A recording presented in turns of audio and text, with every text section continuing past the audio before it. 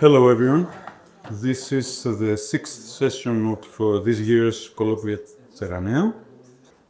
As my friends Emanuela and Alain observed, this is going to be an Italian affair. So, with no further ado, I now call upon Mrs. Alice Capobianco from the University of Genova and the University of Cologne, and she's going to talk us about tracing the archaeological evidence of raw material processing in Roman medicine. Good morning, everyone. This presentation stems from my current PhD project that focuses on the identification and analysis of ointments and incense production and commercial spaces in the Roman time. And since my project is still ongoing, today I'm providing a methodological overview presenting the state of my research on the raw material, gathering, and processing phases in Roman medicines. First of all, we have to take in account that ointments were essential in the Roman medicines, both for healing and care, but despite this widespread use in the Roman time, these products can be considered invisible because in most of the cases they are perishable and organic, so it's not possible to find them in the archaeological record.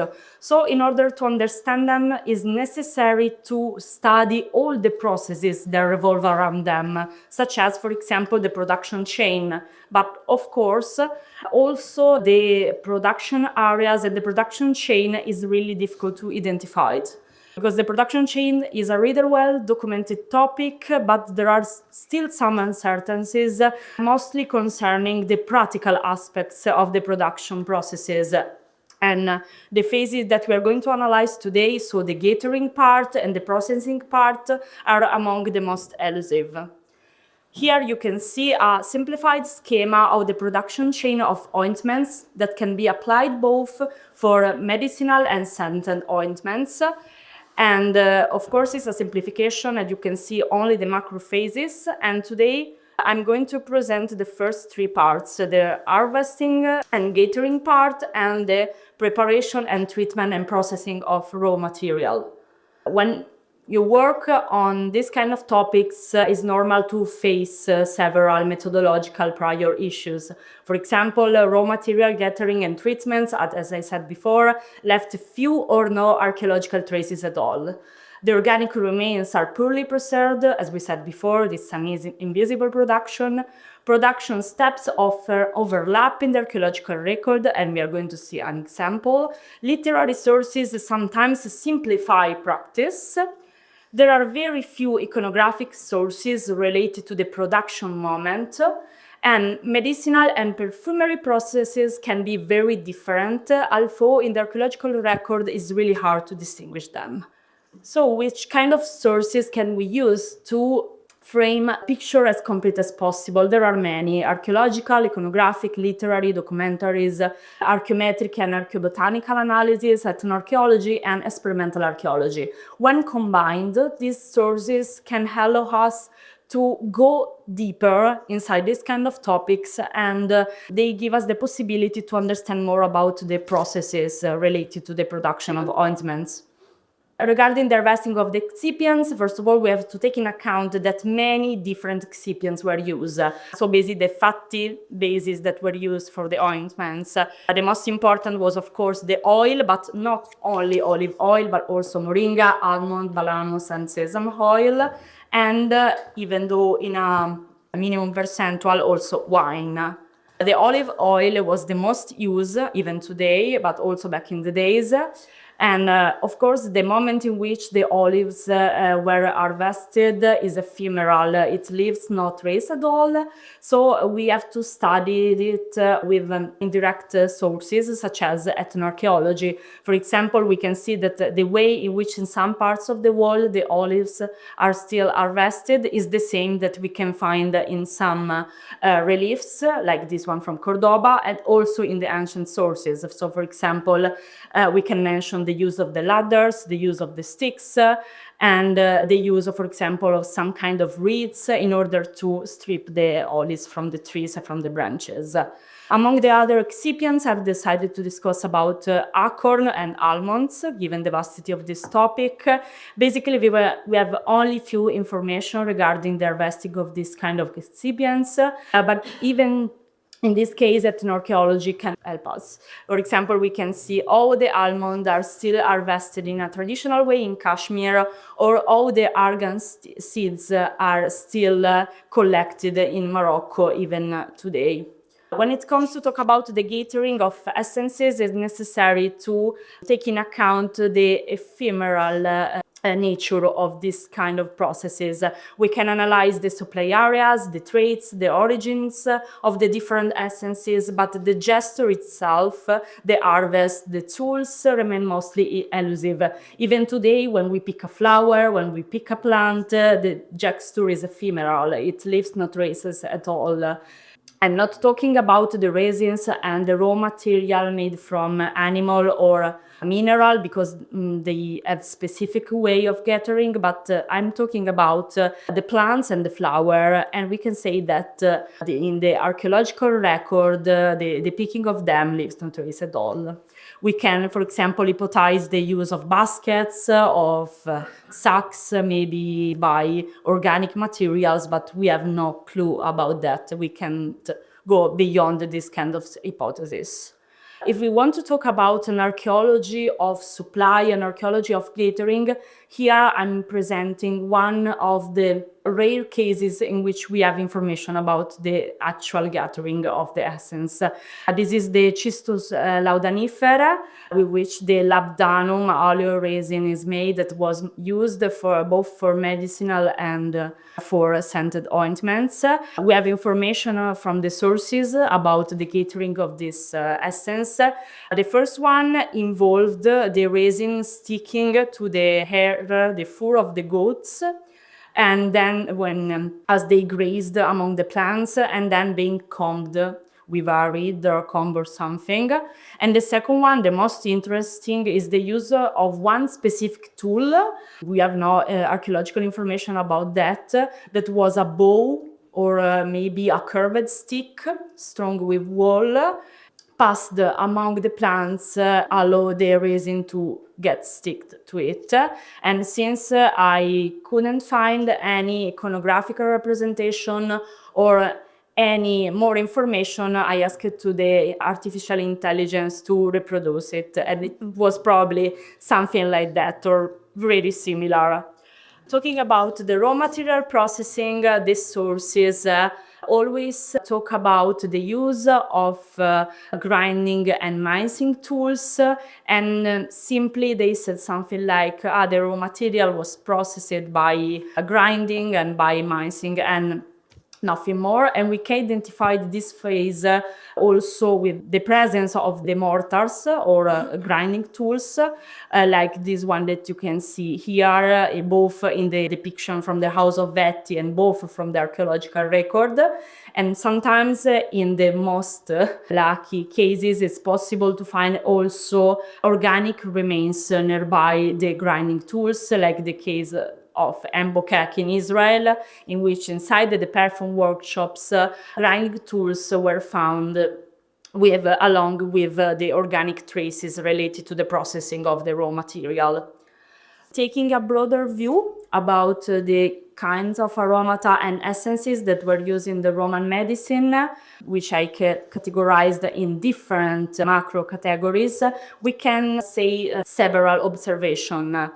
Most of the ingredients have specific characteristics that require specific treatments, also to maintain the therapeutic characteristics. The phases of the production process are often not so linear and they tend to overlap, and some ingredients were not treated at all. So the picture related to the materiality and the archaeological traces is more complex than one may think. A practical example of both the overlapping of the production steps in the archaeological record and the fact that some ingredients present an absence of treatment can be found in two archaeological experiments that I made.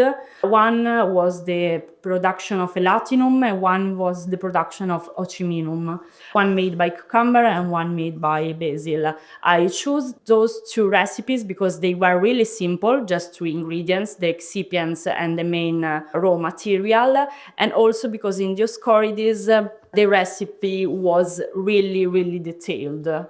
And in this case, we can see both the overlapping of the two phases. For example, about the cucumber, it was necessary to use it fresh in order to preserve the freshness and also the effectiveness of the ingredient. So basically, it was cut and ground immediately, straight before the moment in which it was macerated. So the flavoring and the aromatization part and the treatment were basically the same. And regarding the basil, there was no treatment at all, so simply the leaves were collected and there was the maceration part.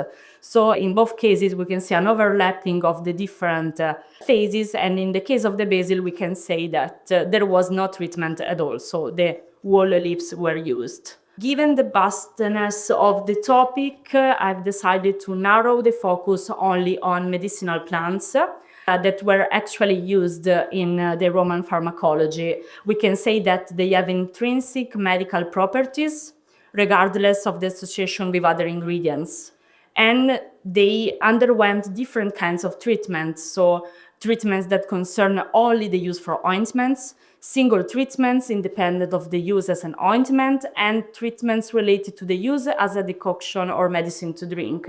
In this case, I will focus on the first one, treatment that concern only the use for ointments.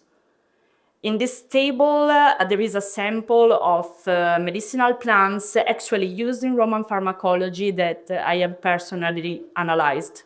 My methodology consists in analyze the ancient sources and gather all the information possible related to the treatment of this kind of products. And I have categorized this treatment in heat, so basically boiling and soaking, cold treatment, grinding, cutting and mincing, and no treatment, as we see, for example, for the basil. It's interesting to notice that some ingredients, like for example, the cyclamen and the mallow, underwent different kinds of treatments. For example, we can see that the roots were treated with heat treatment, the flower with the cold one, and also not treatment at all. So it's quite interesting to see that from the same flower, from the same plant, it was possible to get different kind of medicines and ointments, also with different therapeutic properties. And among these products, I've decided to focus on the absinthe and the mallow. We have few information about the use of the absinthe in the Roman medicine, but the most important thing is that we have a very, very specific information from authors like Pliny about the treatment of the absinthe seeds in order to produce medicinal ointments. For example, here I reported a quote from Plinius in which we can follow all the phases related to the first treatments that are quite complex, so not only mincing and grinding, but we can say that the preparation was even more complex. And there was a first part of soaking of the seed inside water that could last from 3 to 7 days inside a container. Of course, this phase required a container. Then one boiling part, and he specifically said that the container had to be made by copper. So we have another kind of tool that have been used. One filtering part in which they were used specific tools like a strainer or a sieve. A second boiling that probably was made as well with a copper vessel or another kind of pot or another kind of container. Another interesting example is the mallow. As we said before, the different parts of the same plants were used for different kinds of treatments, of different kinds of pharmacology properties. I reported quotes from Dioscorides regarding the flower and the leaves.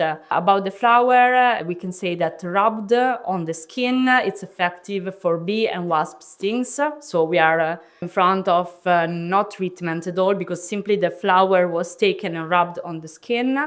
And another example is if a man is rubbed with it beforehand, raw, pounded finally with oil, it remains unstreakable. So in this case, we have a cold treatment because the flour was pounded and probably macerated with oil, raw. So there is no heat treatment at all. Regarding the leaves, we have other kinds of information. The raw leaves, chewed with a little salt and rubbed on with honey, are able to cure an ulcer in the inner angle of the eye. So also in this case, we have a cold treatment because simply the leaves were chewed and grounded. And the boiled leaves pounded into small pieces and applied with oil help burns and erysipelas. So we have two kinds of treatment, even for the same ointment, boiled and pounded. So we have also in this case two different kinds of treatments. So the frame and the picture that is possible to build is quite complex if we take in account the many different kinds of plants that were used for the Roman pharmacology. So in conclusion, we can say that although there is a lack of direct sources regarding the treatment and the processing of raw materials, it's possible to reconstruct the main stages of this kind of phases, so processing and gathering. In this case for medical ointments, but my work actually applied also for scented ointments or perfumes. By understanding these processes, it's possible to identify tools that may serve as indicator of specific production phases. And we say there were not only mortars and grinding tools, as the sources said, but there were also other instruments such as boilers, strainers, containers. And the association, in the lucky cases, of this material with other traces may indicate the presence of processing activities, mostly with other kind of archaeological indicator in association. And I thank you for the attention. And now it is time to call upon our second speaker, Riccardo Bongiovanni from the University of Pisa. His paper is entitled Ingredients and Rituals in Iatromagical Papyri Between Religious Beliefs and Social Differences. First of all, I'd like to thank the organizer of the Colloquia Ceranea for the opportunity to speak at such an engaging event. Let me begin with a small apology. I'm usually more comfortable speaking without a script, but given the importance of the occasion and the fact that my English is a bit rusty, I've taken the liberty of writing a few notes for my presentation. I think we have to begin with a definition of what are the so-called Greek magical papyri. The Greek magical papyri are a corpus, collection of text from Greco-Roman Egypt, written mainly in Greek, but even in Coptic or in Demotic. And they contain spells, rituals, hymns, blending together Greek tradition, Egyptian tradition, Middle Eastern, even Hebrew tradition and religions. Even if the hymnic part, the part that's linked with the use of magical words, the spells, the material part is very, very important in the Greek magical papyri. Many rituals and spells resort to ingredients and material components. The material used in rituals are diversified by type and use. For example, incense and aromatic essences, furniture and structures to create a ritual space for the spell, animal and vegetal components, or eccentric ingredients like, I don't know, the heart of an owl, the eye of a snake, or something like that. It's important to note that the elements I'm presenting are not alternatives to one another, but often come together to form a single ritual. So all of these materials are used for one ritual or one spell. More specifically, I'm working on on a particular corpus inside the corpus of Greek magical papyri, the so-called corpus of the Iatromagical papyri. Iatromagical papyri are texts combining medicine and magic. They reflect a syncretic approach to health, blending empirical treatments with supernatural elements. One of the defining features of Iatromagical text is their adoption of a structure and terminology that closely resembles that of medical scientific receipts, rather than that of other magical writings, which are more firmly rooted in ritualistic and religion frameworks. I emphasize the fact that the proximity to the scientific and medical text increase during all the time of the existence of the Iatromagical papyri. In Ptolemaic age, we have a more close resemblance with Homerical text, and in the late antique Iatromagical papyri, we have scientific and medical receipts. The problem I'm trying to solve in this case is if it is possible to gain insight into the social background of a magician and their clientele through the analysis of the material components of spells. We have a lot of information in Greek magical papyri, but we know nearly nothing about mages, who were they, clientele, but maybe we can find some information inside the text, reading between the lines of the proceedings and of the materials we use in the Greek magical papyri. For example, the ingredients present in Greek magical papyri paint a varied picture. Presence of luxury and refined products such as incense, myrrh, wine, alongside other of a decidedly poorer or more eccentric nature. We have myrrh, frankincense, we have wine, a lot of attestation of wine, but even bread, milk, eggs, so rich ingredients and ingredients of the countryside of a more poor origin. We here have some example of plant of myrrh and the resins of the myrrh and then the frankincense. And here we have some information about the economical value of these ingredients. We have just two important texts that give some information about the prices of incense in the 4th century, that it's the main century of the Iatromagical papyri. We have the Diocletian edict of maximum prices and a declaration of prices from Oxyrhynchus. In the Diocletian edict, we have price of 400 denarii for 1 libra of myrrh and 100 denarii for 1 libra of frankincense.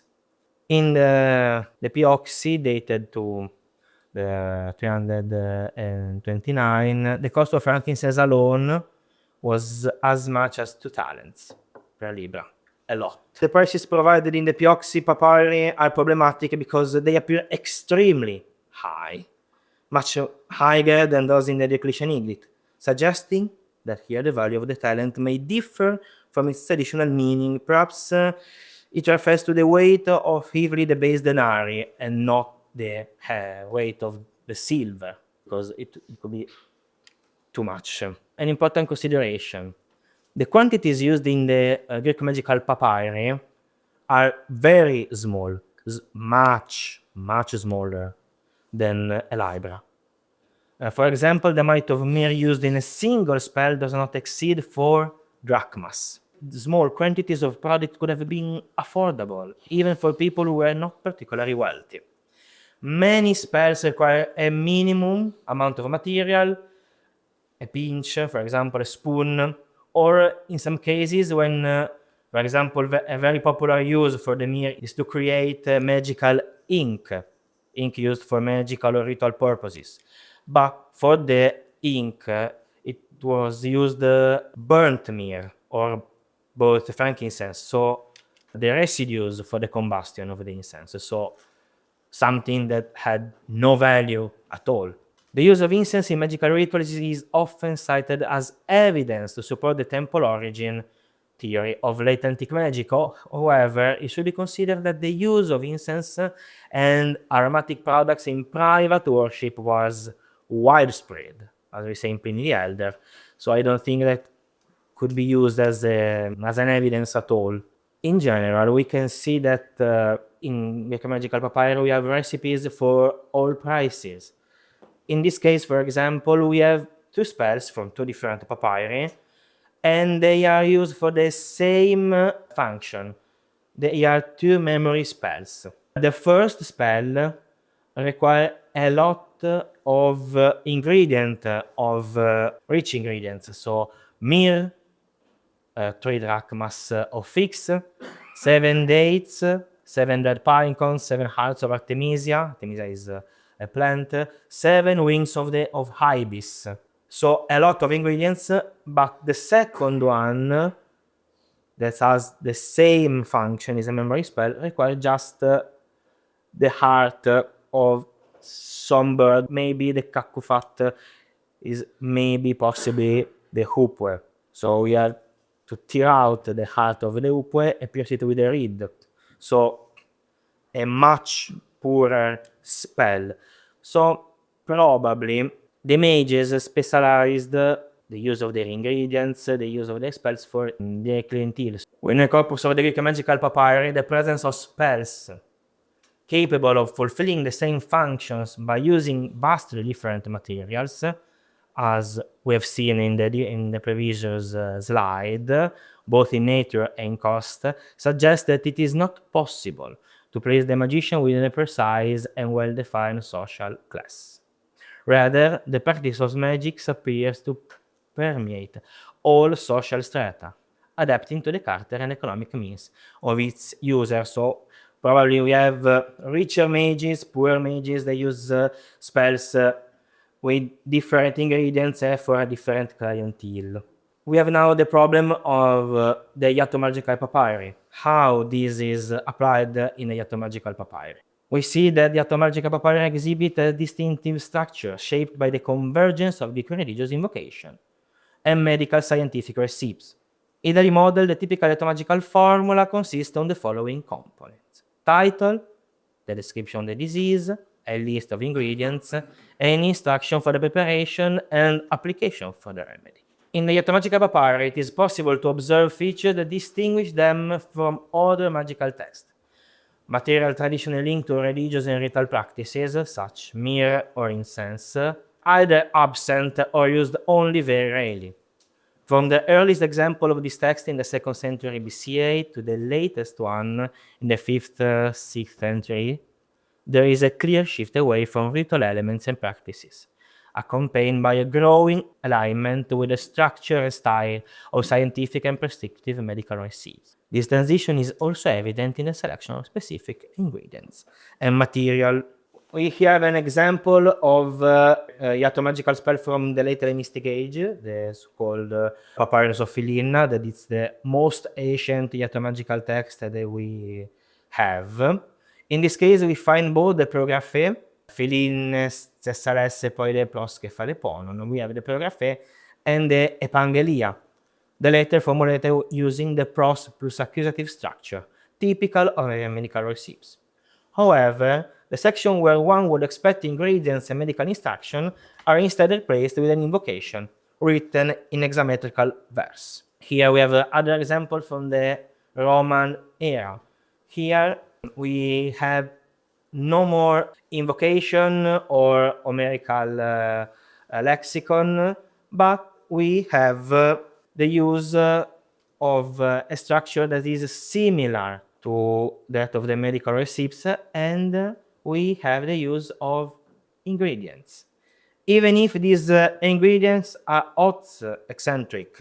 In this kind of text, conventional drugs commonly found in medical recipes are often replaced by unusual substances, selected more for their symbolic significance than for any demonstrated empirical efficacy. We have, for example, the right eye of a lizard or the heart of a owl, so symbolic ingredients. It is also worth noting the use of the interjection allo to separate different spells intended for the same condition, a feature also observed in medical recipes. We have another example from Iatromagical papyri from the Romania.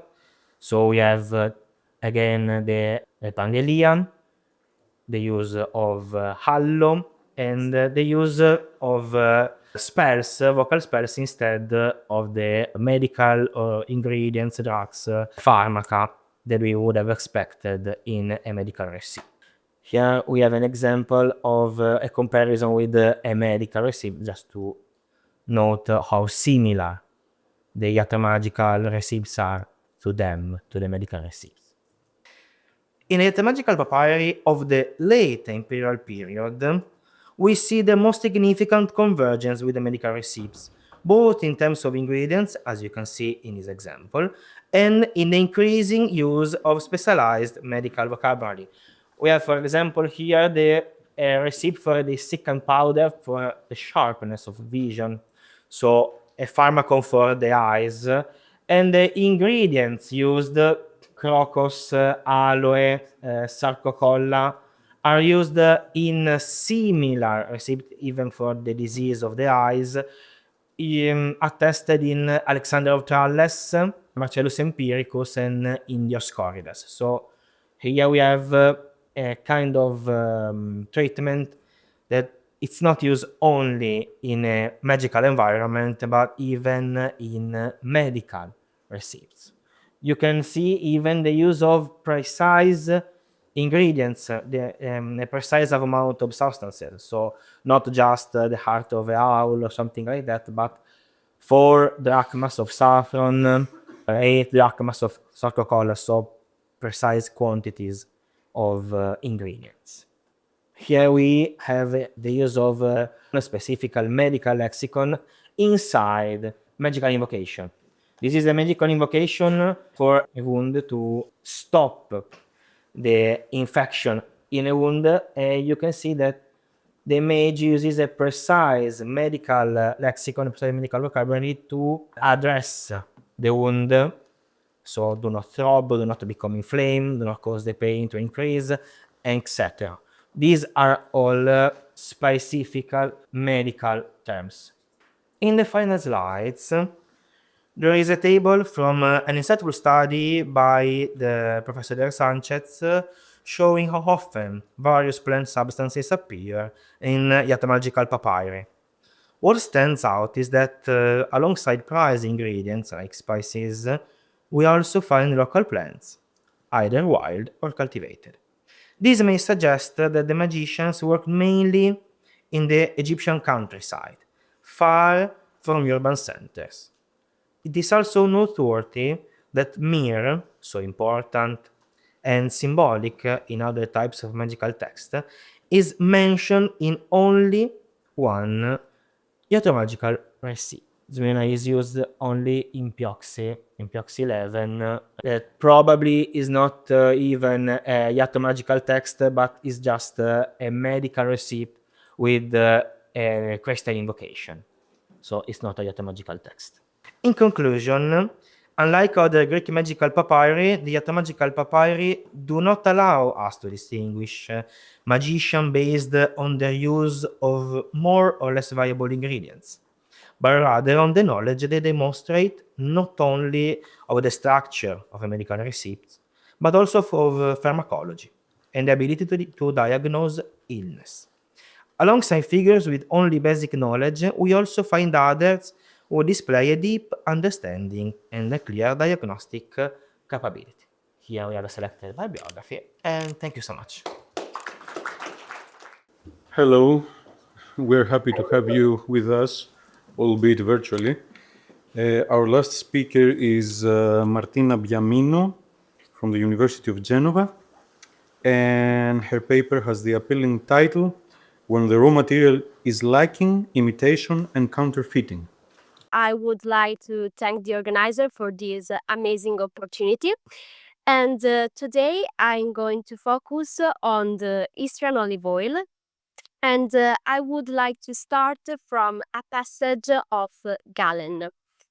So, Galen distinguishes oils not only based on the time of the olive harvest, but also taking into account the various geographical places of origin.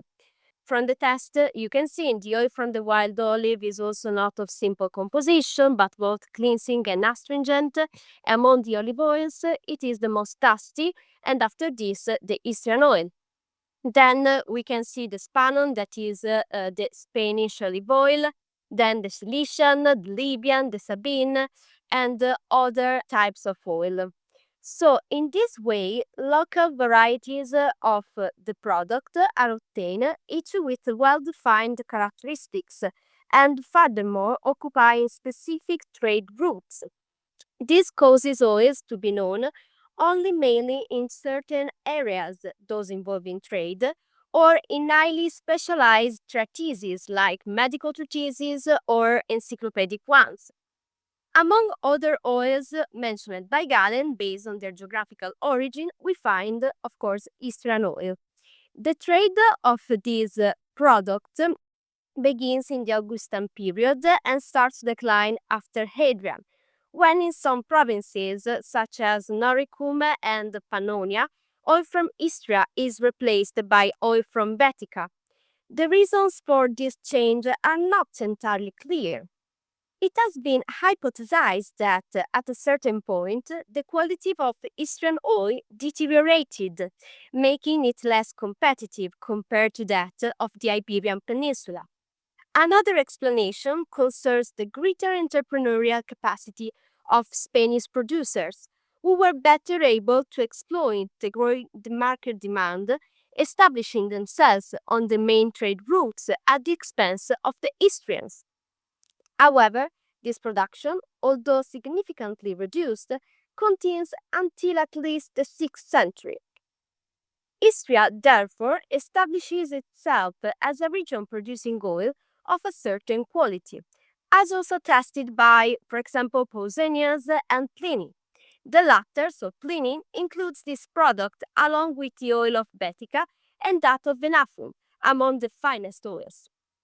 The characteristics of Istrian oil, as reconstructed from text, are a high degree of astringency, like Iberian oil, combined with a certain bitterness, as you can see from this passage of Galen, that I translate the best instead for cases in which there is a need for stronger astringency is the Istrian oil, since it contains within itself both properties, astringency and bitterness. Istrian oil, so it is an olive oil. However, as we've seen in this table, there were recipes to counterfeit it, we can suppose because it was a local product, not always available. As for the composition of the surrogate, however, some inconsistencies emerge. As can be seen from the text compared here, taken from a table by Guignard, the ingredients to produce a surrogate for this oil appear to occur. Among the ingredients, we see, for example, cyperus, we see bay leaves, and crushed salt. However, the recipe of Sextus Iulius Africanus in his Casti, you can see the central moment of the preparation circled, includes a different ingredient, green leaves of bitter almonds, which are not found not only in other texts, but we can say not even in the rest of the literature at our disposal. The leaves, in fact, are not used elsewhere and thus appear to be almost a unique case. Another attestation of the use of simple almond leaves appears in Hippocrates in Diseases of Women, where leaves of almond are combined with olive leaves, bayberries or cumin, and other ingredients in a remedy for uterine disorders. The text does not specify whether the almond leaves are from the bitter or the sweet variety. First of all, we must analyze the context of the recipe in Sextus Iulius Africanus. Guignard argues that the recipe for Eastern oil presented here is authentic, and for this reason he writes that the passage from the Casti under analysis, when compared with that of Anatolius, does not constitute a true parallel, since the latter, in the synagogue, provided a recipe meant to teach how to prepare a substitute and not the original. However, a full reading of the introduction to this chapter of the Kesti, which is a 3rd century work, I would like to say, raises some doubts as to whether it is indeed a matter of recipes for producing original oils. So, paragraph 19 of the 12th fragment, the 7th Kestus, which has the title Agricultural Marvels, opens with a statement about the importance of agriculture, not only for practical life, but also for those at war, as the chapter is part of a major section about war. The author continues by explaining that not all countries produce every type of food, asserting some countries, of course, due to excessive cold, produce only grains. Others are sandy and yield wine or olive for gathering. But some vast plains produce wine in major quantities, while others only in poor quality. Therefore, let us secure a means to obtain both these things, to find wine where it does not exist, and to transform poor wine into something better. The reference to wine is coherent as the chapter immediately illustrates how to obtain more of it by boiling it with water or offer solution for those without vines, explain which fruits, aside from grapes, can serve as wine substitutes. The chapter then move on to vinegar, say, and one must not overlook vinegar. Sextus Julius Africanus presents a recipe to obtain more vinegar, similar to his wine recipe by mixing it with other ingredients. The author also describes how to make vinegar more quickly without waiting for wine to spoil or waste it. Then it is the turn of oil, and we can read therefore attention must also be paid to the oil. We can see that throughout this portion of the text concerning oil, two key concepts from the introduction are followed: creating a product where it does not exist, likely in a region not devoted to oil production, and improving a product of poor quality, which the author indeed does, suggesting how to obtain pure oil from a dark one, or how to recover a rancid oil or a fetid one, for example. Since what is written about oil appears consistent when compared to what Sextus Julius Africanus states about wine in the introduction, it seems plausible to believe that when the author speaks of Istrian oil, he is actually suggesting how to obtain, in wartime, maybe also in a different territory, an oil similar to one produced locally. What is particularly interesting to observe is the use of leaves of bitter almonds, which appears to be virtually unique in medical literature and, most notably, is not associated with the production of any oil. It is possible to hypothesize that the source from which Sextus Julius Africanus is drawing is lost to us. In any case, even if the texts from which the author drew were lost, it is odd that elsewhere, both in Latin and Greek literature, there is no trace of aromatizing or using bitter almond leaves in suspension. Indeed, among the many authors I had consulted, for example, Pliny, Scribonius Largus, Marcellus Empiricus, and for the Greek, Hippocrates, Galen, Dioscorides, there is no evidence of this practice. However, although maybe speculative, at least one further hypothesis can be advanced. First of all, we can reflect on the characteristics traditionally attributed to this oil, namely its astringency and bitterness. These qualities are detected primarily through taste, a sense favored by Galen for identify the type of product.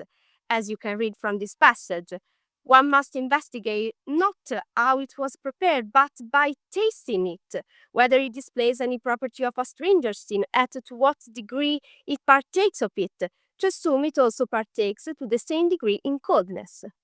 It is the taste that indicates the type of oil, and therefore, as is naturally to be expected, taste is the sense to be used above all in detecting adulteration. Bitterness, the defining trait of the Istrian oil, would in this case be obtained precisely through the use of the green fulla of bitter almonds. The infusion of leaves to confer a specific quality to oil is already attested in Pliny, who suggests that the addition of olive leaves or twigs enhances the product's astringency.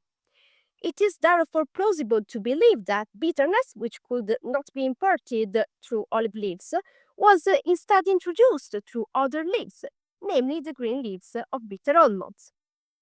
However, another crucial point must be noted. None of the oils mentioned by Sextus Iulius Pecanus includes an olive oil base, which was considered essential for the production of aromatic oils, for example, considered the well-known rose oil.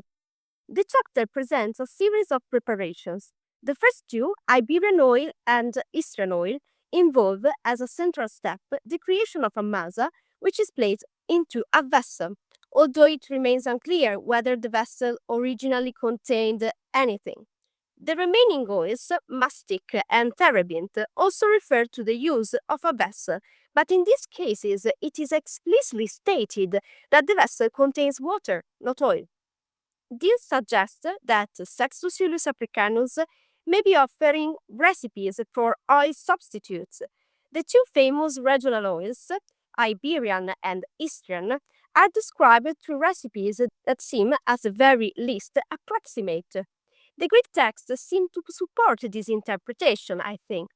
In the case of the Iberian oil, the pair of adverbs odikos, written before the list of ingredients and the procedure, conveys uncertainty. It can be rendered as more or less in this way.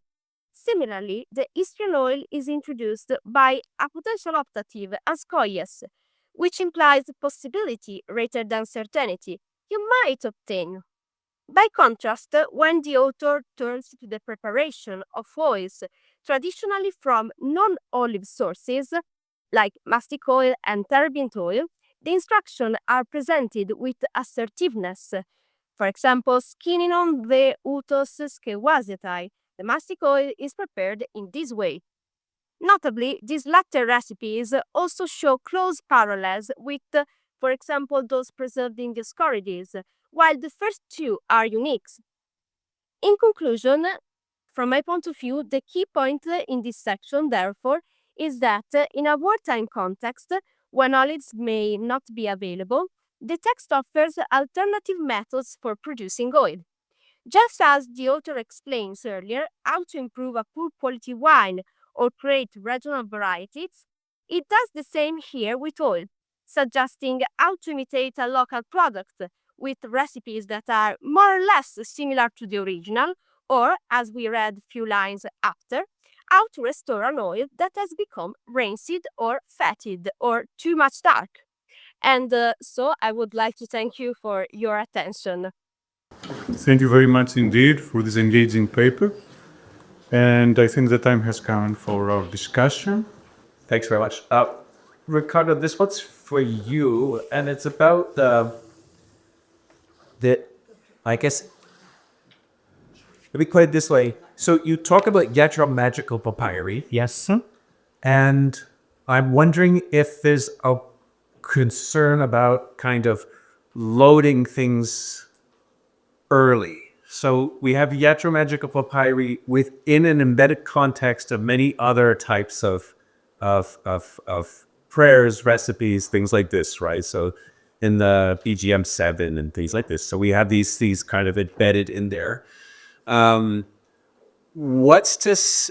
I mean, what is it really that defines these things as medical more than, say, some of the other recipes that we have? Is it simply the fact that they're used to heal the body? And then, in what sense do we consider these things to be, say, medical artifacts rather than play recipes, basically like literary fictions?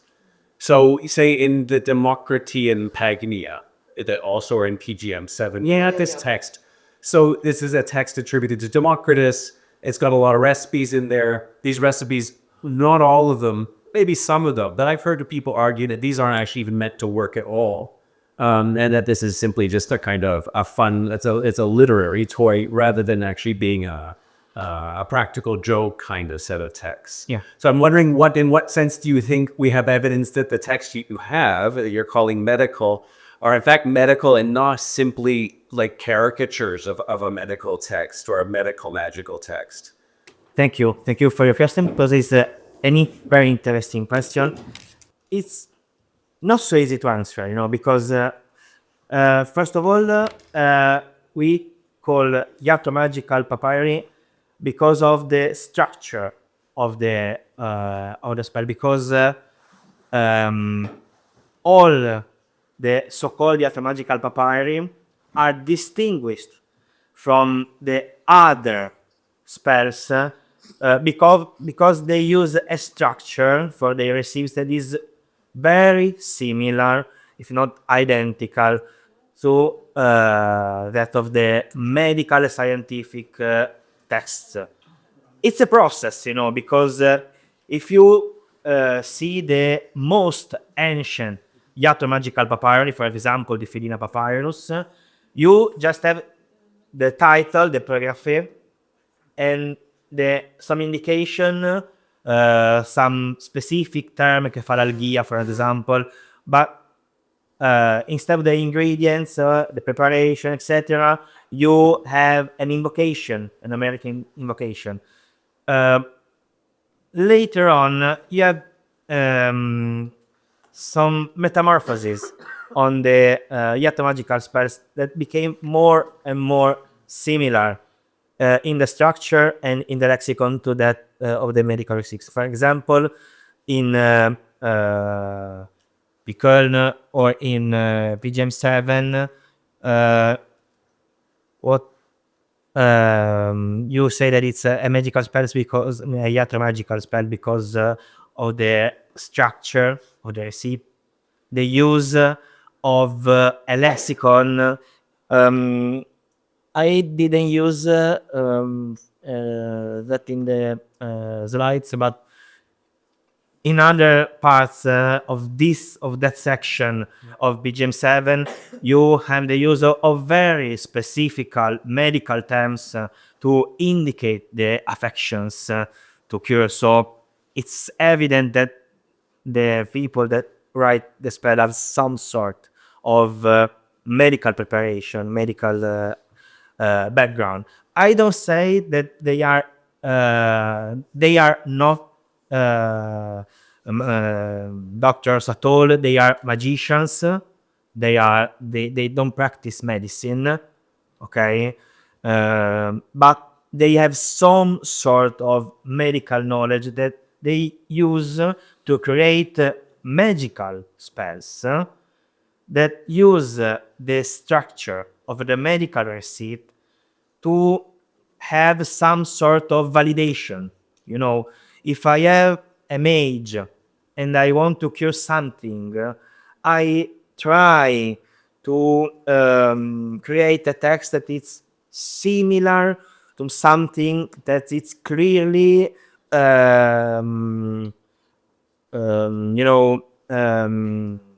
useful, that it's something that efficient. The Hippocratic receipt, the Hellenic receipt, is imitated to create some sort of validation for the spells. That's the beginning in PGM7 for example. I don't say they are some practical jokes because, for example, the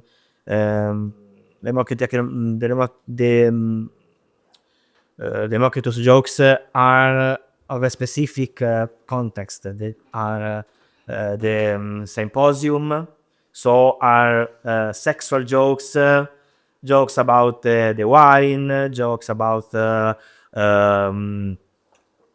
sometimes they use invisibility spells, but it's evident that there are jokes. Like even the use of the lexicon, it's not a very specific lexicon. It's evident that they are the context is the context of a symposium. Later on, in Iatromagical receives that are of the late antique age, we have that are the evolution of the Iatromagical receipts of PGM7, for example.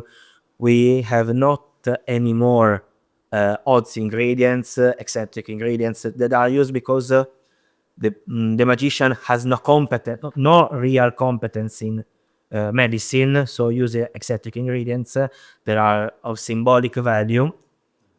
They use real medical ingredients because probably in the late antique age, that in the Chora, in the Egyptian Chora, so not in the cities, surely not in the great cities, but in the Egyptian Chora, the difference between a mage and a doctor, a healer, may be thin.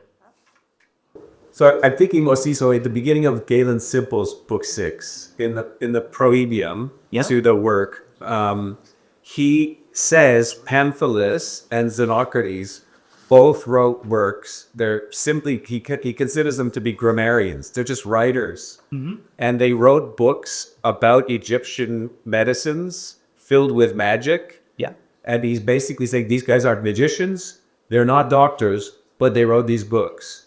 And so I'm saying, maybe the papyri that we have are coming from more a source like this rather than from a magical source, and they might just be made up.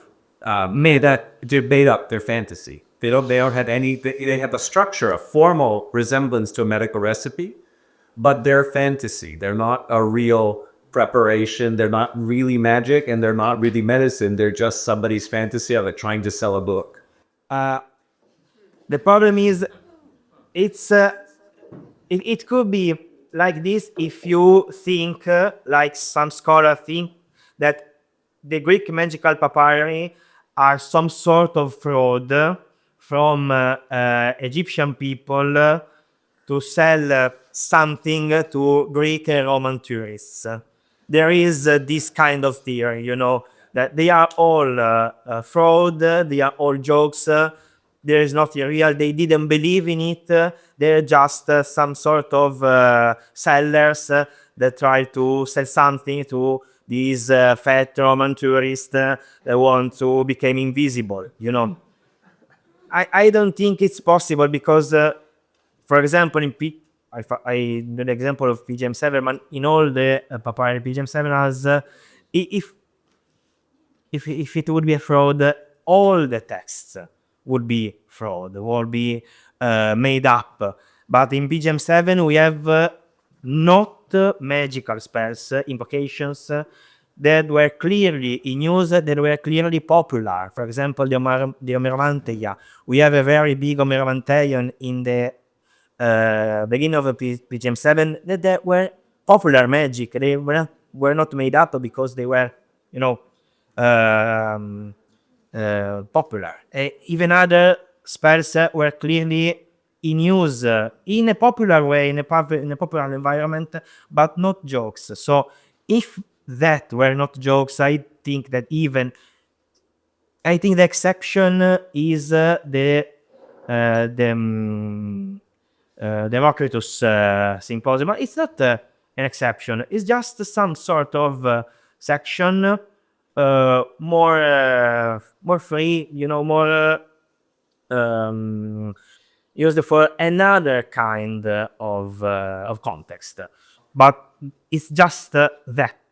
I'll make 4 comments.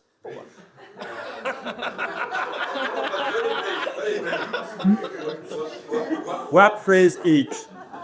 To some, I say that's pure Galen. To say that all the other things are totally corrupt. But I wonder whether the Proenio is authentic. First point. So, second point. I'm very brief. To Alice, thank you for working on the question of the materiality of preparing drugs, let's say. This is something which is completely missing in the field. Second point, to Riccardo's, the anno. Yes. Is typical of the compilations. Yeah. So what that's important, because this would mean that the papyri might be a re-elaboration of earlier material. Yeah. And I have another sign about that, PGM3, 425, 427. I couldn't see very well because of the distance. Cacofion Oesti, and then the Egyptian name.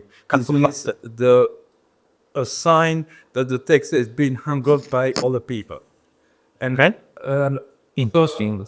First, about Martina, the substitution list have also a function to make it possible in later times to use the earlier material. And that's it. Thank you.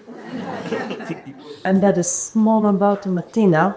Okay, just a small remark, because I might have misunderstood something, but I got it like you treat olive oil with terebinth oil and mastic oil jointly together, like oils. Well, there is this difference because mastic and terebinth oils are volatiles. So they are not fatty ones. They are not interchangeable at all. They are more like clove oils or perfume ones, and not the fatty one that, you know, can be used to grease stuff. Yes, I know. Yes, I speak about, for example, Eastern Iberian terebinth oil and mastic oil all together. Yes, of course, because they are presented like this in this chapter. But of course, maybe yes, I thank you for this question, because maybe I didn't express clearly what I mean. The fact is that the first two oils, Istrian and Iberian and Istrian, they are olive oils. So we know that traditionally they are part of the olive oils, while the other two, that are the mastic and the terebinth, are not proper oil. They don't have a oil base. They are made with water and, for example, ripe berries, but they are listed in these major categories, and there are also parallels with Dioscorides.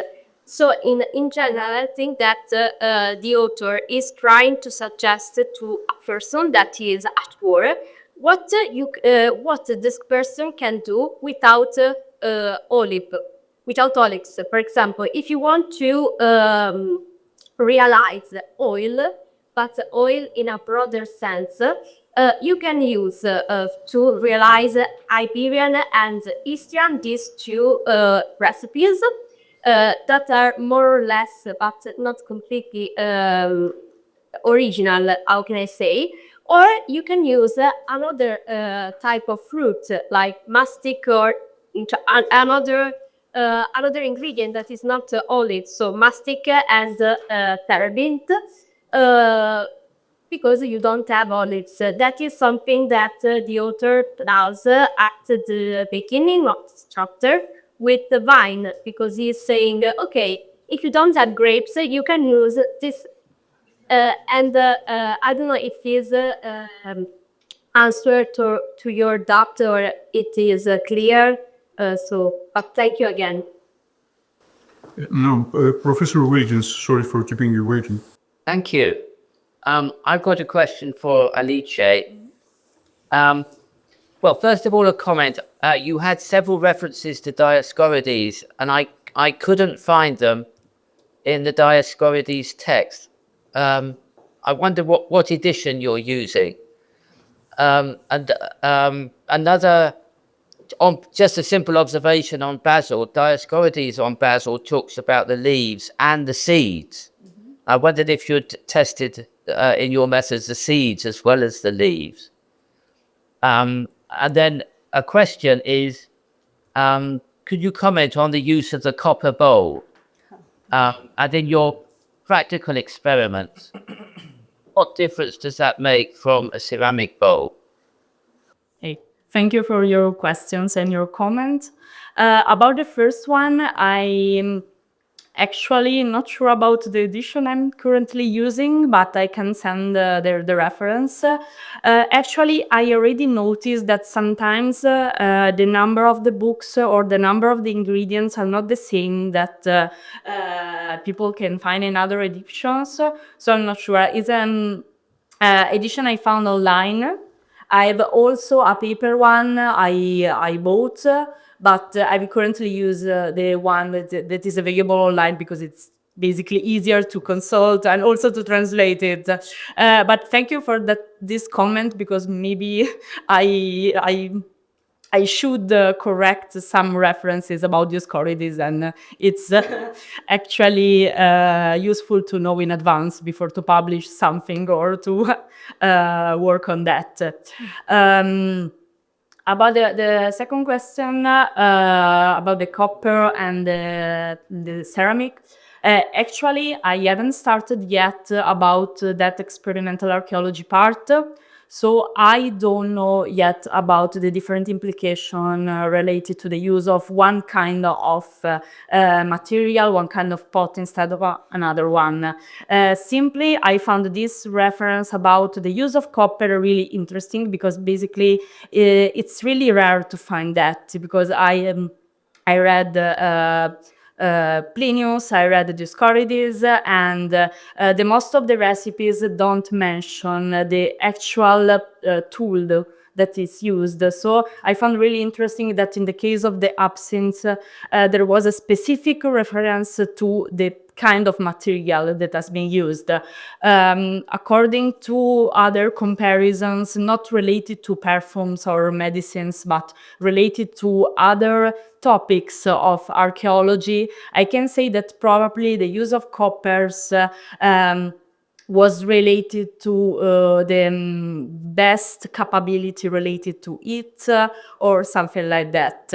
I don't know, but it's actually one part of my research, but I don't know yet if the different kinds of material used for containers are also related to the final product. So, for example, if pottery or copper or other bronze or other kinds of materials are actually related to a different production or a different final result, we can say. So actually, I'm working on that, and I really thank you for the question, because it's a path that I'm going to follow soon. I don't know if I have answered to everything. Yes. Okay. Thank you very much. Could I just say that Martina also used a reference to Dioscorides that I couldn't find when you were talking about mastic? Were you using the Veltman edition or another system? Yes, I was using the same edition and Yeah, that's my fault. I passed to her the same edition. yes, we should the same edition. Sorry, but of course I will investigate if as a laser will do, this change in ingredients in the different edition will lead to other results regarding the mastic oil. However, I have to admit that for this presentation, I focus especially on Istrian oil and Sonic Iberian, so I didn't check every reference to mastic oils in other authors or in the edition of Dioscorides. But thank you so much, because it was very interesting your question, your what you said about the different number of ingredients, because it is important to investigate every possibility. So thank you so much. Well, could you please tell all your friends, since you've got Alain Touwade in the room, that they really must refer to Veltman? That is the edition. There's a translation, an American translation, which uses Veltman's numbers. Please tell everybody, don't follow the internet, follow Veltman. I have Wellman here on this computer. And I'll be happy to share it. Okay. I have a USB stick, so that's perfect. PDF and Word. Thank you. Okay, a question for Alice. A specific item of equipment and also a specific ingredient that comes off with mallow leaves, I think. That is the human mouth as equipment, and saliva as an ingredient. Yeah. Are these common? I can't quite think whether this often happens. The use of saliva, and what medical contribution might it in fact make? Thank you, but this is a very huge question, actually. In my studies, I couldn't find anything related to that, actually, but as I said, my project is still ongoing, so I have so many things to investigate yet. So probably I can take note of this question, and maybe I can try to investigate about that and try to find something, because it's interesting. I've never thought about that, actually. So yeah, thank you. It is worth considering. Yeah, it's true. Because, for example, this is a method of meditation used by animals. Yeah, that's Quite true. a few animals, as well as by human beings. It's clearly in a mammalian tradition. The last question now goes to Riccardo. Yes. I was thinking if you could elaborate a little bit about what you mean is the distinction between medicine and magic, because I'm thinking that you had a reference there to a goddess being a Papyri, but does it? Because what I kind of see, just a guess, is that you have on the one hand, you would have the agency coming in, which gives the healing, being spirits or gods. That would be magic. Or the agency would be provided within the ingredients as the inherent qualities, and that would be medicine. But that is just my guess. So I wonder if you could elaborate on that. It's thank you. It's exactly like that, because in the early stages of the development of the Iatromagical spells, the Iatromagical spells works exactly like the other Greek magical spells. So the efficacy of the remedy is because of the agency from above. So a god, a daimon. So here the use of voces magicae, characters, all kind of instruments that are of supernatural agency. You can see the something is working on in the Romania Iatromagical papyri, because you have material ingredients but of symbolic use. For example, the use of the eye of a lizard to cure a eye disease, or the use of parchment from the skin of an hyena for other kind of iatromagical purposes. So you have ingredients, so materials, but of symbolic use and not of efficacy at all. In the late antique period, you have the last step, which for me is sometimes is very difficult to differ a iatromagical text from a medical text. The recipe that I've shown you before, you have the use of precise ingredients with a precise amount of ingredient in a specific